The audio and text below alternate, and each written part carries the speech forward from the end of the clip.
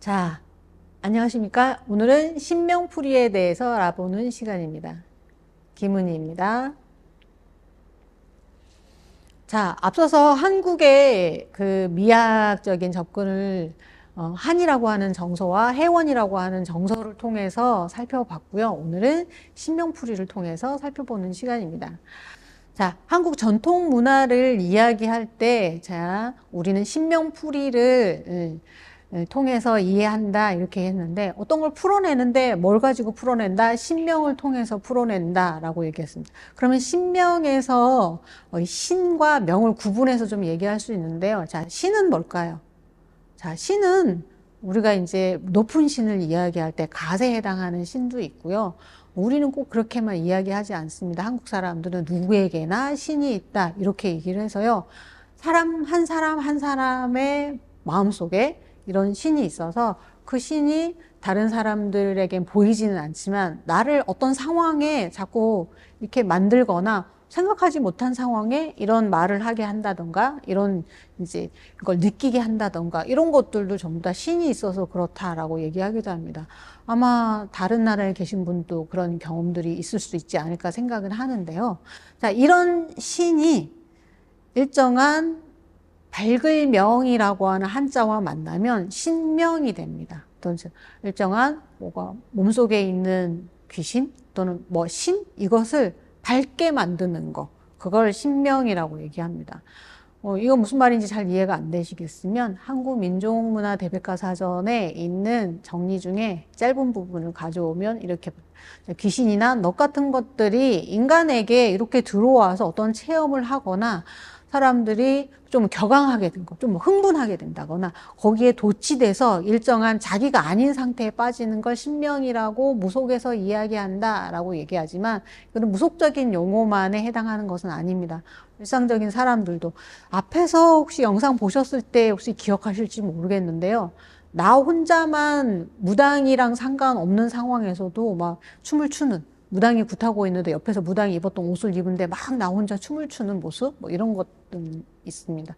그런 상태를 우리가 신명에 뭐 빠진 상태, 취한 상태 이렇게 얘기할 수 있어요. 자, 이 신은 종교적인 속성을 인정할 경우에 아까 갓에 해당하는 신을 얘기할 수 있다고 얘기했지만 사실은 우리는 민간적인 측면에서 어떤 신들을 우리가 모두 갖고 있고 공동체 안에 이 신들을 모두가 수용해서 가지고 있다라고 이야기하는 측면이 있습니다. 그 신이 사람들과 여럿이 만나서 종교적인 속성을 벗어나서 신명이라고 하는 게 될 수 있고 이건 민간 신앙을 극복하면서 만들어진 것이라고 이해를 합니다. 그래서 개인의 신, 아까 말씀드린 모든 사람한테는 신명이 있다, 신이 있다 이렇게 얘기할 때 그 신이라고 인정을 하시면 될 것 같고 이게 집단 여러 사람들이 같이 각각의 신을 밝히면서 한 사람 한 사람의 신이 만나서 그들이 일정한 놀이를 만들거나 일정한 행위를 하면서 중세적인 연희가 점차 발달해 왔다. 그래서 중세 후기에 이르면 근대에 가까이 오면 올수록 이러한 연희들이 점점 신명을 밝히는 형태의 놀이들이 발달해 왔다. 이렇게 이해하실 수 있습니다. 그래서 신명이라고 하는 거는 조동일이라고 하는 한국의 학자가 이렇게 이야기를 했습니다. 깨어있고 밝은 마음가짐이 힘차게 움직이는 상태. 아까도 말씀드렸죠. 한과 대비되는 또 한을 풀어주는 걸 이제 우리는 해원이라고 하는데 해원을 할 때는 신명풀이로 하는 과정들이 있다. 근데 그거는 어두운 에너지에서 밝은 에너지로 전환시켜주는 건데 바로 이 신명이 바로 그 역할을 해준다. 그렇게 해나가는데 굉장히 중요한 행위들을 가리킨다라고도 이야기할 수 있습니다. 자, 우리는 신명을 풀어낸다라고 이야기합니다. 이건 이제 앞에서도 얘기한 것처럼 중세의 민간 신앙에 있었던 어떤 연희적인 것들이 새로운 모습으로 만들어 가면서 신명이 옮아가는 상태를 신명을 풀어낸다라고 이야기할 수 있고 개인의 신명을 혼자만 하는 게 아니라 여러 사람들이 같이 풀어나가게 되고요.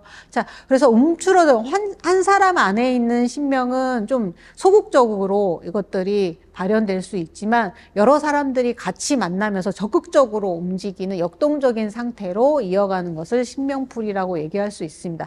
여기에는 너는 참가하면 안 돼 이런 건 없어요. 누구나 참여가 가능합니다. 어린아이건 나이가 많으신 분이건 남자건 여자건 지위가 높건 낮건 상관없이 누구나 같이 어울려서 신명풀이에 참여를 할 수 있습니다. 같이. 자, 다음에 보실 사진 하나가 있습니다. 자, 이 사진은 앞에서도 한번 굿하는 장면에서도 보셨었던 김금하라고 하는 황해도 만신의 굿입니다. 만수대탑 굿인데 2007년도에 있었던 굿인데요. 그 굿을 할 때 건립대감 거리라고 하는데요. 그 건립대감 거리를 할 때 무당들뿐만 아니라 여기 계신 많은 분들은 대부분이 무당이 아니고요. 관객석에서 구경하고 있었던 관중들입니다. 관중들이 같이 나가서요. 저 노란색 옷, 파란색 옷 이런 것들 같이 무당이 입던 옷을 입으신 분도 있고요. 입지 않은 분도 있습니다. 같이 어울려서 그 안에서 장단에 맞춰서 춤을 추는 모습입니다. 자, 이제 한 사람 한 사람의 신명이 여러 사람을 같이 만나서 신명으로 풀어내는 장면이 바로 이 굿의 한 장면으로 볼 수 있습니다. 자, 이런 장면이 굿에서만 보여진 건 아닙니다. 다음 사진은 자, 한국 사람들이라면 이 사진만 보면 아, 무슨 장면이다 이렇게 이해하실 겁니다. 바로 이제 2002년도에 너무 오래됐죠. 자, 2002년도에 한일 월드컵이 열렸습니다. 자, 한국에서 월드컵이 열리는 걸 많은 사람들이 기뻐했고 그때 동참했는데요. 특히 응원전, 한일전이 벌어지거나 뭐 다른 나라와 한국이 싸우는 경기에 있을 때 많은 사람들이 저렇게 넓은 광장에 모여가지고요. 같이 붉은색 옷을 입고 응원에 동참했습니다. 그래서 저 사람들을 한꺼번에 붉은 악마라고 불렀죠. 그래서 광장에 모인 사람들이 함께 응원을 했습니다. 한 사람 한 사람이 나는 응원하고 싶어 하는 마음으로 개인적으로 모였지만 이곳에 왔을 때는 한 사람이 여러 사람이 되고 여러 사람이 다수가 되고 다수가 대중이 되어서 이런 판을 만든 거죠. 그래서 이 사람들이 만들어내. 우리는 2002년도에 뭐 4강 진출이라고 하는 엄청난 위협을 달성한 건 아마도 이런 응원 덕분이 아닌가라고 생각을 하죠. 근데 이게 바로 신명이 돼서 에너지가 돼서 그 축구를 하는 선수들을 움직이게 했던 것은 아닌가라고 생각을 하는 거죠. 그래서 이 바탕에 바로 신명이 있다라고 사람들은 생각을 합니다. 그래서 이런 신명풀이를 할 때 가장 중요한 것 중에 하나는 대동, 함께 움직인다. 여러 사람들이 다 같이. 그래서 신명풀이는 이제 함께하는 정신 이렇게 풀이하기도 합니다. 그래서 여럿이 같이 움직이는 대동, 넓은 공간에서 같이 하는 대방놀이, 마당의 문화. 그래서 우리 전통의 마당 넓은 공간에서 같이 이어졌었던 문화가 현대에서는 광장의 문화로 이어지고 있다고 보고 또 너 나의 경계를 무너뜨리고 함께라고 하는 것으로서 우리 과거에 마을 공동체가 있었다면 현재는 이런 에너지를 통해서 공동체를 현재 이어가고 있고 이건 과거에 어떤 일정한 연희를 할 때도 한국 전통 연희에서 많이 나타나는 특징적인 양상이라고 말씀드렸는데요. 놀이를 하는 연행을 하는 사람들이 있지만 그 연행을 하는 사람들은 이제 별도의 무대 위에서 독립적으로만 하는 것으로 내버려 두지 않고요. 구경하는 사람들도 뛰어들고요. 또 놀이를 하던 사람들도 객석이나 관객이나 뭐 이런 사람들 참여를 유도해서 같이 끌어가기도 하고 관객이랑 같이 어울리는 시간을 만드는 이런 경계가 무너지는 형태의 연희를 오랫동안 이어왔거든요. 그래서 이런 형태가 바로 이런 신명이라고 하는 것에 근간이 있는 것은 아닌가라고 생각하게 됩니다. 자, 전통 연희를 어떻게 이해하느냐에 대한 부분을 신명풀이라고 하는 용어로 이제 풀어왔고요. 그걸 이제 다시 정리하면 전통 연희는 신명풀이의 대표적인 사례, 한국 문화의 대표적인 사례라고 얘기할 수 있고 피지배계급들이 특히 서민의 공동체의 문제의식을 반영하는 방식으로 전통 연희에서 신명풀이를 해왔다 이렇게 보시면 될 것 같아요. 그래서 생활의 문제, 사회의 문제, 정치적인 문제까지도 연희 안에 포함이 되어 있습니다. 또 그 안에는 풀어나갈 때 누구든지 문제의식을 드러내고 나는 이런 문제의식이 있어. 그거에 대해서는 이렇게 생각해. 라는 것을 그 안에 반영할 수 있어서 누구든지 주체가 될 수 있게 해주는 부분들이 있고 이것들은 지금까지 연희가 계속 변화오면서 현실의 문제를 반영하면서 이어올 수 있었던 큰 힘이라고 생각을 합니다. 그래서 그 큰 힘을 신명풀이로 극복해 왔다라고 보시면 좋을 것 같습니다. 자, 그런 몇 가지 신명풀이의 장면 중에 하나로 바로 몇 가지 사진을 가지고 왔습니다. 하나는 봉산탈춤의 노장과장입니다. 노장과장은 사실은 이제 불교라고 하는 걸 테마로 해서 사람들이 불교에 대해서 어떻게 생각하는지를 노장이라고 하는 한 인물을 통해서 해석하고 있고 그 갈등을 어떻게 풀어나가는지에 대한 부분들을 보여주고요.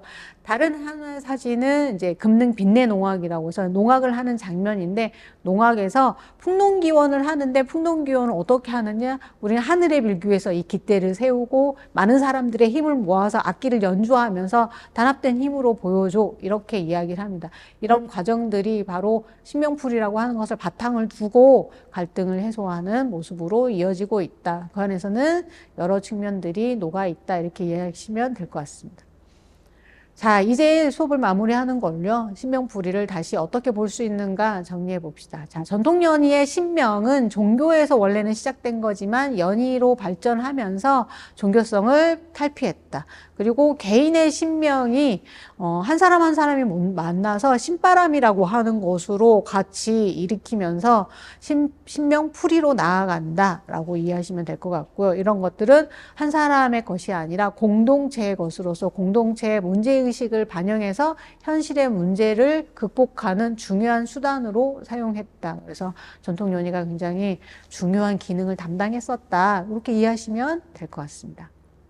자, 다음 시간에는요. 자, 일어나는 흥, 함께하는 흥이라고 하는 것으로 흥이라고 하는 정서적인 요소를 통해서 한국 전통 문화와 한국의 연희에 대해서 살펴보도록 하겠습니다. 다음 시간에 뵙겠습니다.